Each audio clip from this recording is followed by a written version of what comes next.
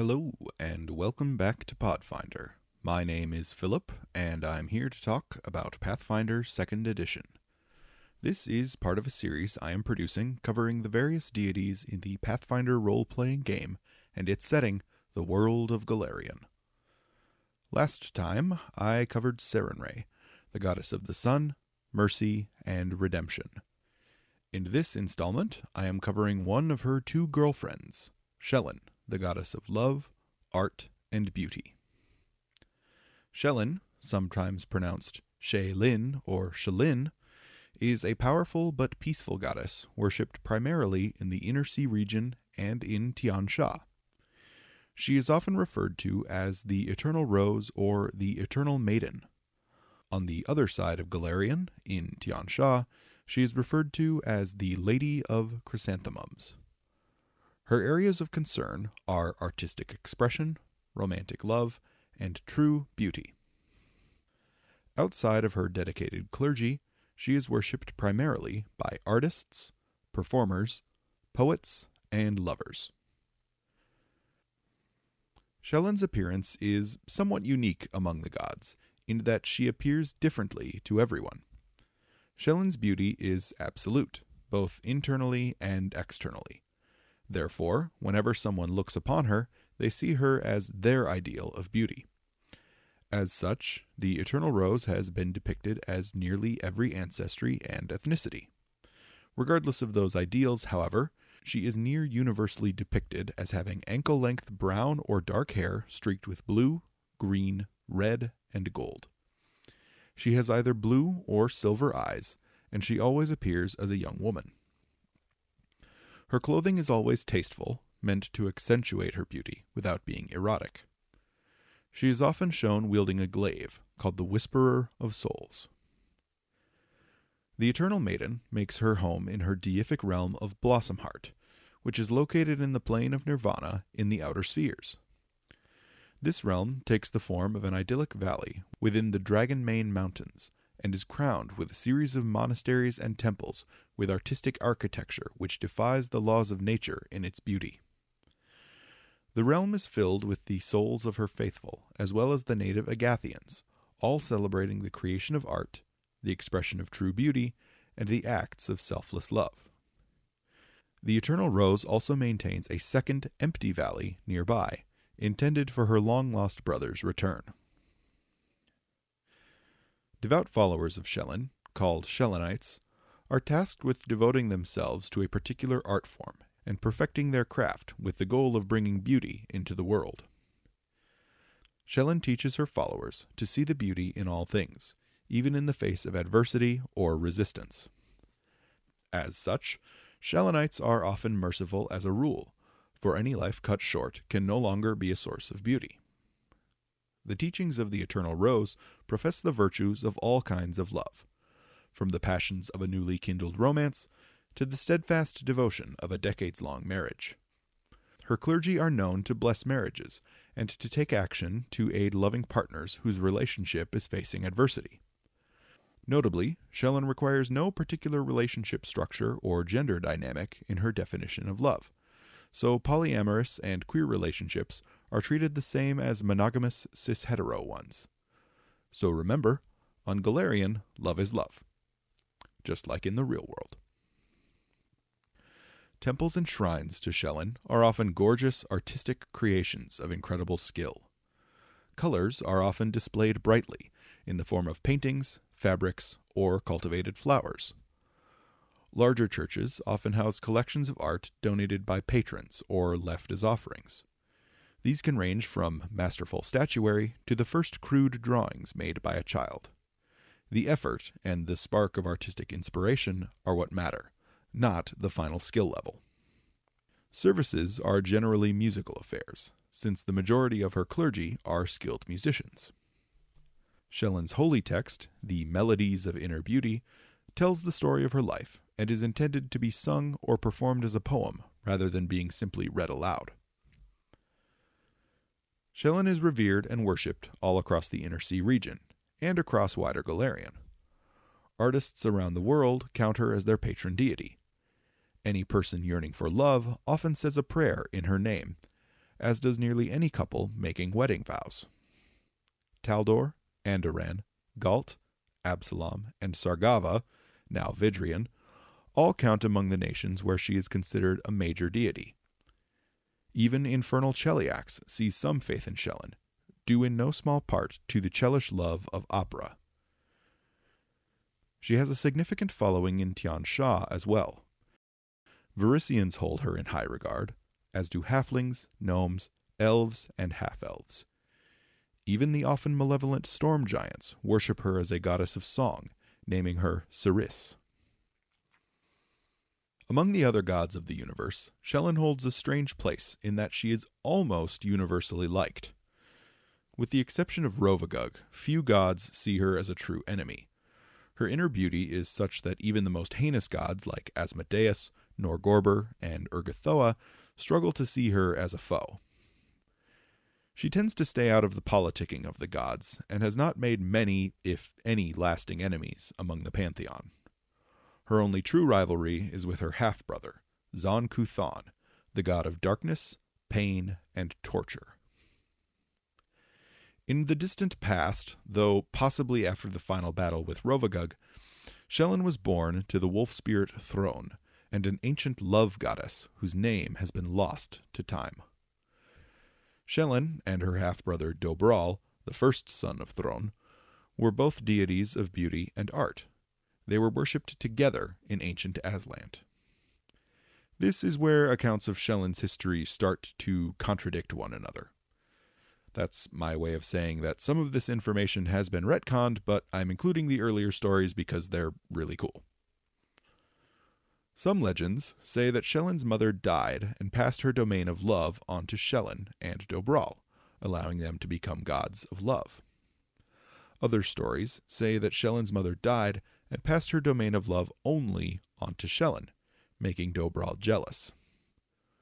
Regardless of which account is true, what is undeniable is that the siblings soon began to argue, and so great was their feud that Dobral abandoned his followers and the known world altogether, storming out into the vast unknown and wandering out beyond the beyond. Centuries later, something returned. Something that was not Dobral, but wore the ruins of his form. A new being, something made of pain and darkness, returned, naming itself Zon-Kuthon. Thinking she recognized her brother, Shelyn extended a hand in greeting. Zon-Kuthon responded by striking her with his vile claws. She reacted with a cry of pain, but offered her hand again in forgiveness. The thing that was no longer Dobral responded by capturing their father Throne and torturing him until he mutated into a new creature, the Prince of Chains. That provoked Shelyn into something she'd never done before: violence. The battle between siblings shook creation, nearly inciting a war between all the gods, and it didn't end until she had wrested her brother's glaive, the Whisperer of Souls, from his grip. When taking this artifact failed to restore Dobral to himself, Abadar intervened, brokering a deal to restrict Zon-Kuthon to the netherworld until the sun could no longer be seen in the skies over Golarion. Another version of this story is arguably more tragic. This one goes that when Shelyn was born, Throne made Dobral swear upon his soul to never raise a hand against his sister. In exchange for this promise, Dobral was promised a reward in return. This reward came years later in the form of the Whisperer of Souls, a glaive of unimaginable power created by a now forgotten god of smithing. Upon taking up this glaive, Dobral was overcome by the power of the weapon, which thirsted for the souls of the powerful. He flew into a rage, killing the smith god and Shelyn's mother, among many others. Shelyn finally stopped him, and Dobral fled into the beyond, rather than face the evil he had done. Zon-Kuthon returned centuries later, and immediately struck out at his sister. In this version, the vow he had made in his youth weakened him when he struck her. When the siblings fought after the death and resurrection of Throne, Shelyn was able to exploit this weakness and take the glaive from his hands, leaving him without his greatest weapon. As mentioned earlier, Shelyn has a good relationship with almost all the deities. Abadar respects her domain over love and marriage as a pillar of civilized society. Shizuru, a goddess defined in large part by her romantic relationship, also feels a strong connection to Shelyn. Callistria's relationship with her is close as well, though they have their differences, particularly in the distinctions between love and lust. Erastil, so often seen as a grumpy god, takes a kind approach to Shelyn, guiding her to the most beautiful places in the great beyond whenever she asks. Her relationship with Bry is built on their mutual interest in the act of creation, Shelyn favoring the artistic and Bry favoring the inventive, and they take particular delight in mortal creations which serve both interests. She has a particular fondness for Caden Kalian, who often serenades her and makes good-natured attempts at wooing her, which she always politely refuses. Shelyn is, of course, closest to Sarenrae and Desna, and the three of them are simultaneously lovers and dear friends. These three form a pantheon, known as the Prismatic Ray, and serve to balance one another's more extreme aspects. The Eternal Rose has a respectful but contentious relationship with Pharasma, the goddess of death. The two of them often engage in long debates on the necessity of death, though these usually end when Pharasma points out that beautiful things, like flowers, grow from soil filled with death and decay. Most evil deities find it difficult to fully hate Shelyn, since her inner beauty is so unbelievably charming. One notable exception to this is Lamashtu, who believes that all beauty is a facade, and that ugliness is the natural state of the world. Lamashtu hopes to one day capture and torture Shelyn, turning her into something hideous and beyond affection. Her followers take particular delight in disfiguring and murdering Shelenites at any opportunity. In the years since Zon-Kuthon's emergence from beyond the beyond, tempers between the siblings have cooled, at least slightly. Though Shelyn still considers her brother to be lost and misguided, she still hopes for his redemption. For his part, Zon-Kuthon mostly leaves his sister alone, content to work toward his own twisted ends without involving her. This non-aggression pact generally extends to their clergy, who often treat each other with neutrality, despite their opposed goals and alignments. For players who might be interested in characters who follow Shelyn, here are a few useful details. For those using the alignment rules, Shelyn is a neutral good deity and will accept clerics of any good alignment. Her edicts are to be peaceful, to perfect an art form, to lead by example, and to see beauty in all things. Conversely, to destroy or allow the destruction of art, or to refuse to accept surrender, are anathema to Shelyn, though she does clarify that followers should not prioritize the preservation of art over protecting the lives of others. Her holy symbol is a songbird with a long rainbow-hued tail. At my table, followers might also signify their devotion to Shelyn with the symbol of a rose, sometimes with petals of varying colors. Her domains are creation, family, passion, and protection, and she has the alternate domain of repose as well. Shelyn has no specific sacred colors, instead asking her followers to dress in a mixture of vibrant shades and hues. Shelenites will often mix fabrics and colors in creative, artistic, and sometimes ostentatious outfits meant to inspire others. Many Shelenites might treat their appearance as a work of art, seeing their body as a canvas to paint with clothing, accessories, jewelry, and body art. Tattoos and piercings are not frowned upon, though excessive body modification might run the risk of making a follower seem more closely aligned with Zon-Kuthon. While many Shelenites recognize the beauty of the human body, Shelyn's emphasis on romantic love over raw sexual attraction often results in followers minimizing the sensuality of their clothing. Shelyn's favored weapon is the glaive, though during the Aslanti period she had previously favored the dagger. In regions where the glaive is not a common weapon, a similar weapon like a naginata would be an appropriate substitution. Unlike many other gods, martial training is not a prominent aspect of her faith, and practitioners are encouraged to practice styles of fighting reminiscent of dancing or some other art form. In addition to the glaive or the dagger, other performative weapons like the whip, the urumi, or the fighting fan might be appropriate for a follower of the Eternal Rose. A follower of Shelyn who is a particular master of art and combat is sometimes referred to as a devoted muse. Shelyn's favored animal is the songbird, and they often serve as companions for her followers. Obviously, more colorful birds are highly appealing to most followers. The Eternal Maiden also has a fondness for wolves, as well as swans, dolphins, cats, and rabbits. Shelyn's clergy is primarily made up of both clerics and bards, and many followers began life as artists before becoming dedicated priests. Champions of Shelyn are somewhat rare, but those who do exist dedicate themselves to protecting the weak from the ugliness of evil. They uphold the tenets of mercy and employ violence as a last resort. Rangers and druids who follow Shelyn often devote themselves to protecting a particularly beautiful natural place, like a wildflower grove or a waterfall. Classes which emphasize performance or visual flair, such as the battle dancer swashbuckler or the tangible dream psychic, will likely find acceptance among the church. For those interested in some third-party content, the bullet dancer archetype, as expanded in Archetypes Plus on Pathfinder Infinite, might make for a fascinating character from the Impossible Lands region.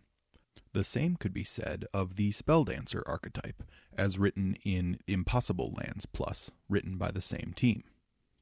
Additionally, the New Magic of Thassalon product details various new schools of Thessalonian magic, including a school of the Virtue of Love, which would be a fantastic school for a follower of Shelyn.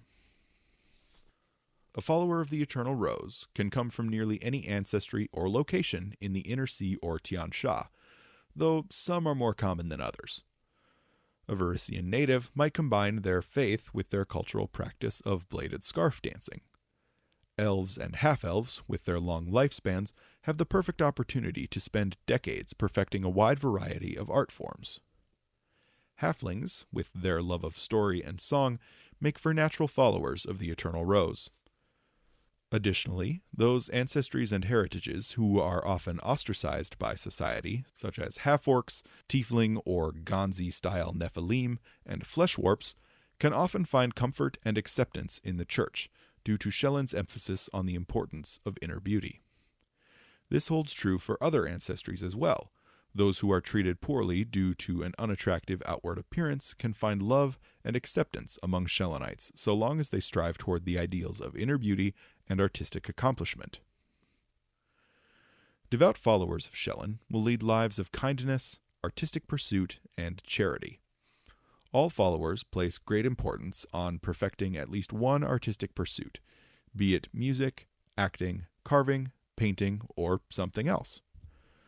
Though not particularly militaristic, Shelynites will stand up to defend the less fortunate and will always act in defense of true love or artistic expression. The Eternal Rose can be an excellent deity for bards or characters who are more pacifistic and who want to try to resolve conflict with words before resorting to violence. She might also serve as a good patron deity for a love-struck character or a knight practicing the ideals of courtly love. If you're looking to homebrew some content for a follower of Shelyn, take a look at her first edition page on Archives of Nethys. The Devoted Muse prestige class is pretty cool, as is the Warrior Poet archetype for the first edition Samurai class. Her Paladin Code can be a great source of roleplay inspiration, and the Ring of 7 Lovely Colors and the Bracelet of Friends could be cool items to convert over to 2nd edition. For GMs looking to integrate Shelyn and her followers into a campaign, here are some ideas. Shelyn's herald is a Gale Azada named the Spirit of Adoration. This Azada has served as her herald since before she took on the aspect of love. Shelyn's divine servitor race are the Dapsaras, angels which serve as physical manifestations of beauty and grace. In addition to reaching out through these creatures, Shelyn might show her favor by the presence of songbirds, and in some cases she might whisper into the ears of her followers. She shows her disfavor through ugly reflections in mirrors, through the presence of drab birds, or the presence of wilted roses. Additionally, couples might find themselves more quick to argue if they have especially displeased Shelyn. The Church of Shelyn is often ignored, or at least allowed to exist, by the followers of evil deities. In Cheliax, for instance, the Church of Asmodeus will likely allow more freedom to Shelynite worshippers than to followers of other good-aligned deities. This is in part due to her importance to artists and performers who are valued in the upper classes of Chelish society, and, in part, due to Shelyn's hesitance to act out militarily. This could present a great opportunity for a story, where players who are followers of Shelyn might struggle with their inherent pacifism in the face of a greater societal evil. Alternatively, players might need to infiltrate the Church of Shelyn to allow them to approach evildoers without suspicion. Shelyn's glaive, the Whisperer of Souls, is a weapon which traps the souls of its victims. Shelyn has tasked herself with freeing the souls within since she acquired the weapon from her brother. A group of high-level PCs might be approached by a high-level priest of Shelyn or even her herald, then tasked with finding some artifact or person or piece of information which would help Shelyn connect with one of the souls within the weapon and potentially free them. Lower-level PCs might be tasked by the Church of Shelyn with rescuing a piece of lost art or smuggling an artist out of a dangerous location.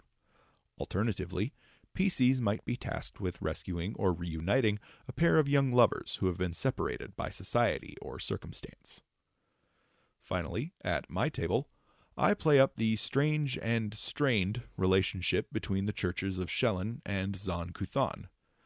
I tend to run Kuthonites as oddly protective of Shelonites, sort of a "no one can pick on my little sister but me" situation. And I often make Shelonites more tolerant of Kuthonites than other good churches might be, sort of a "well, you might be in a weird goth phase, but you're still my big brother" type thing. The churches can still act against one another, but they sometimes defend each other from external threats. And that's it. That's Shelyn, the eternal rose, the eternal maiden, the goddess of love, beauty, and art.